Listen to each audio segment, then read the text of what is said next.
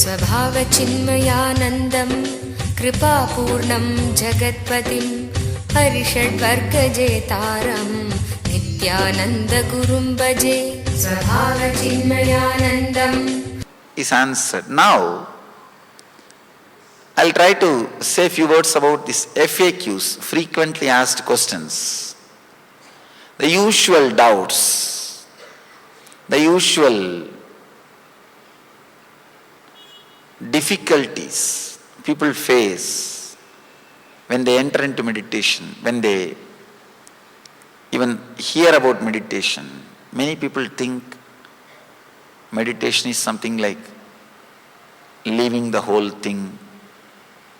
People are afraid. They come and tell me, I am afraid that I may get too much attached into meditation.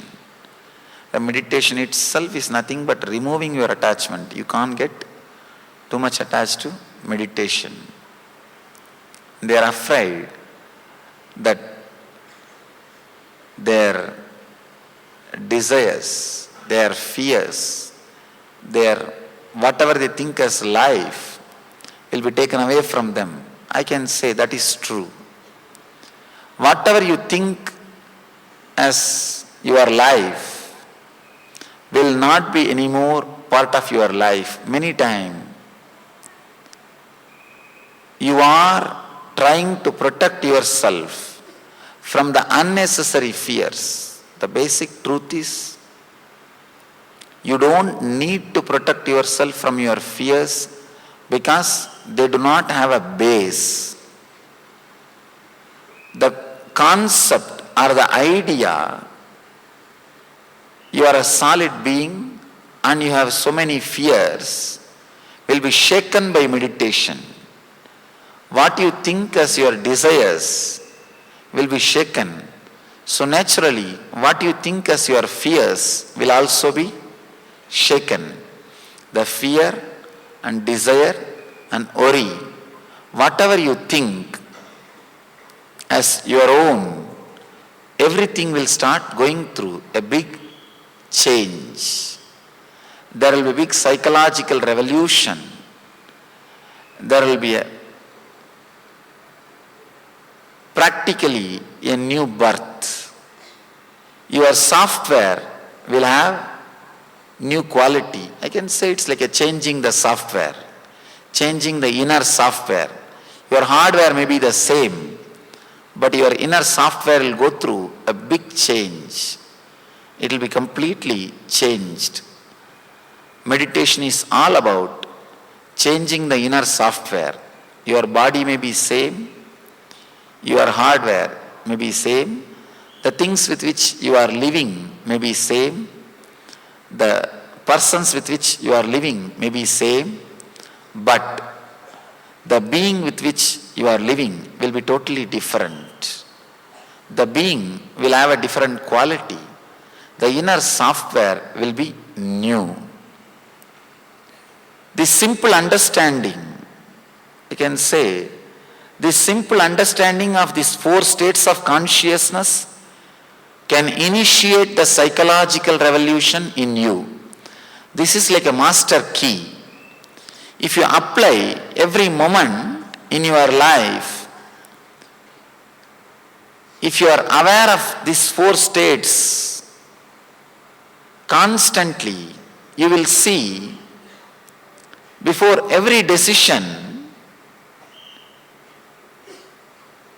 the mechanism or the way in which your thought process goes towards the decision will be changed. This is what I call cognitive shift. Receiving information, processing and deciding. That will become totally different. If you understand this 4 state, when you come out of deep sleep state to the dreaming, you understand deep sleep was lower than dreaming. When you come out of dreaming to waking, you understand the dream state was illusory. It was not real. Same way, when you move From waking state to the fourth state, Turiya, you will realize this state is not the reality. This is not as you think. Every time when you face the depression or low mood, this understanding starts rising from you within.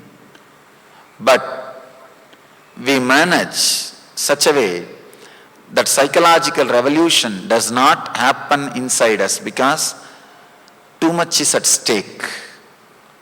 Too much is at stake. If that psychological revolution starts happening, you are afraid, you don't know what will happen, you don't know what you will decide about.